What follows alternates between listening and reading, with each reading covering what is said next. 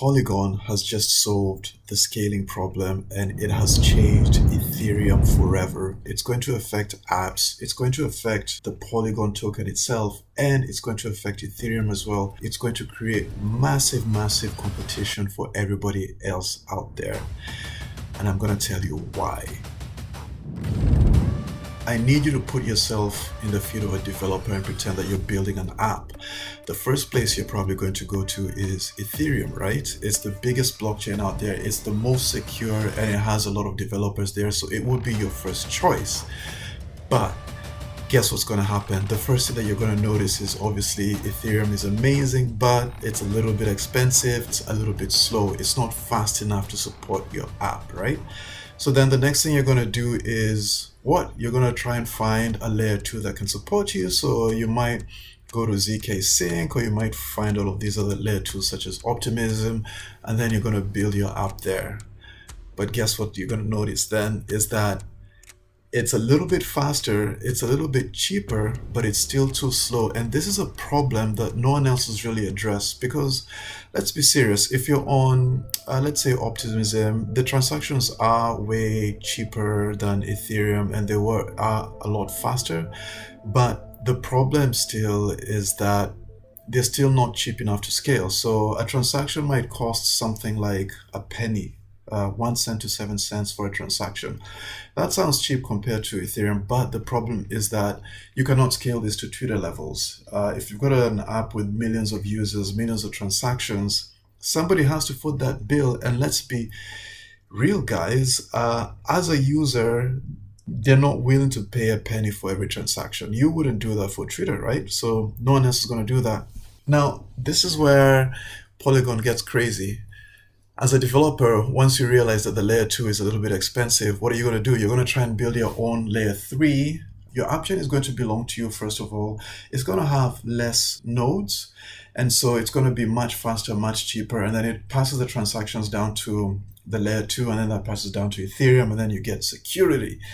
Now, the problem with that as a developer is that when you try to create your own app chain, you're going to quickly realize that there's a lot of challenges. You've got to write your own code. Once you've got your code ready, you've actually got to find people and convince them to become nodes on your behalf. You've got to incentivize them. So there's all these kinds of crazy things that you've got to do. And it's hard, guys. It's really hard. Now, here's where Polygon comes in. Polygon has done two really crazy things. The first thing is that they have decided to upgrade the Polygon network, and so it's going to completely change the way it works, in that it's going to use ZK proofs to commit to Ethereum. If you understand how Polygon works, I'll explain it to you really quick. Polygon is just a layer 2 on Ethereum, and every couple of transactions, it sends a message down and saves it into Ethereum. The problem with that method is that it's a little bit expensive and it's slow. And so what Polygon is doing is it's changing the way it sends the message to a totally new different thing, and they're calling it Polygon 2.0. Now, the way they send the messages back down to Ethereum is through zero knowledge proofs. Long story short, Polygon is going to get a whole lot faster and a whole lot cheaper through ZK proofs and something else that is called data availability. If you want to know exactly how the technology works, you can just put a comment and we'll do a tech video later. But for now, you just need to know that the first thing that Polygon has done is that it's crazy fast. That's huge, all right? But that's not it.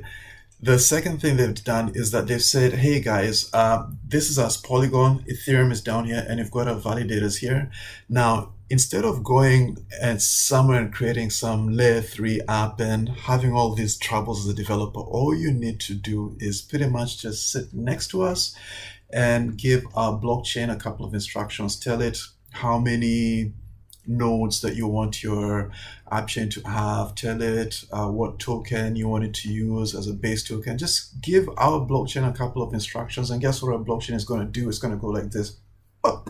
It's going to split so that there are two blockchains now, Polygon's original one and yours as the app developer, sitting side by side.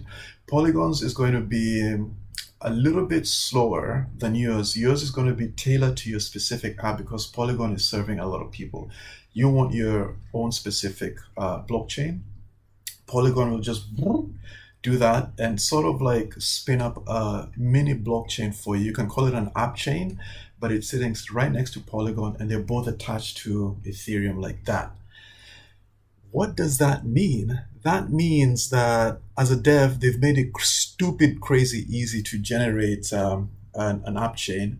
But the other crazy thing that people don't realize yet is that everybody else is creating layer threes on top of ZK Sync and everything. That's first of all hard. But the problem is that for a user to get to you from Ethereum as a developer, they've got to go from Ethereum, they hit ZK Sync, and then they bridge again to go to the top.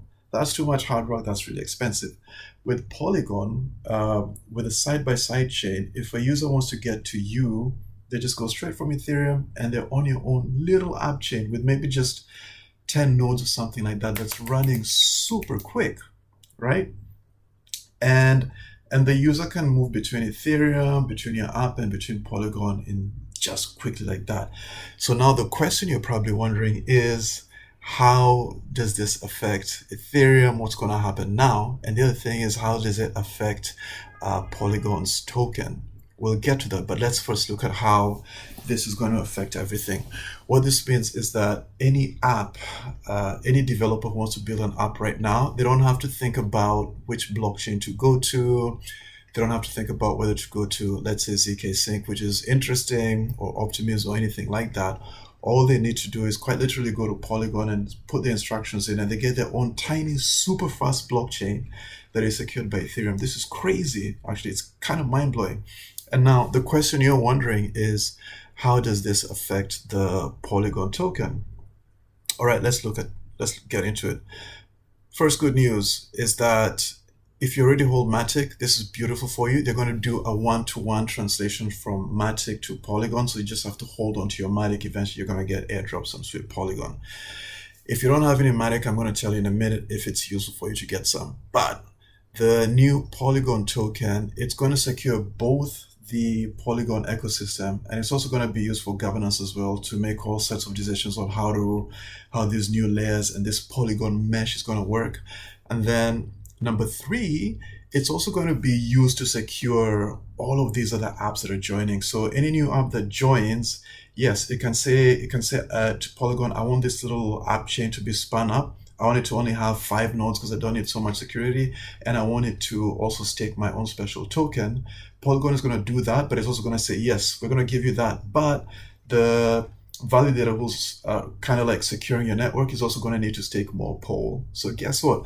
That increases the use case of POL, not only to the Polygon network blockchain, but also every new app that decides to join and use Polygon 2.0 mesh is also going to be extra staking. That means more use cases for POL.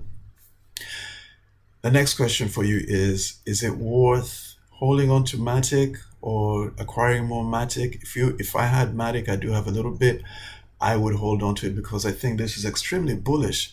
Now, in terms of acquiring more MATIC, the way I personally see it is that this is a good time to acquire MATIC because of this good news. And the cool thing is that the price hasn't shot up yet because we're still in a bear start of the bull market kind of thing. The bull market is just starting off. And if you look at the price of Polygon, we're at fair low. It's not the lowest it's ever been, but it's pretty low. For me, that signals that during the next bull, when everybody's excited, it's probably going to at least hit its previous highs. So if I were to pick a profit target, I'll probably pick previous highs for Polygon. And right now it's decent prices, but I'm extremely bullish. So there you have it. If you've got any more questions about Polygon, just shoot them down there. But we've looked at what Polygon has done. They've increased their speed. They're super fast, and they've also made it easy for you to just create your own little blockchain on the side. Super automatic, really quick, really easy. You have your own token, but because you have very few nodes, that means that your app becomes hyper scalable, hyper fast like that. And then we've also looked at what this means for the whole Ethereum net, because everybody will be coming to Ethereum now. Most likely that's where I would go as a developer. And then the final thing is that we've looked at the token. If there's any questions, just shoot them down there. If there's any projects you want to look into, just shoot them down there. As usual, stay curious, and we'll see you soon.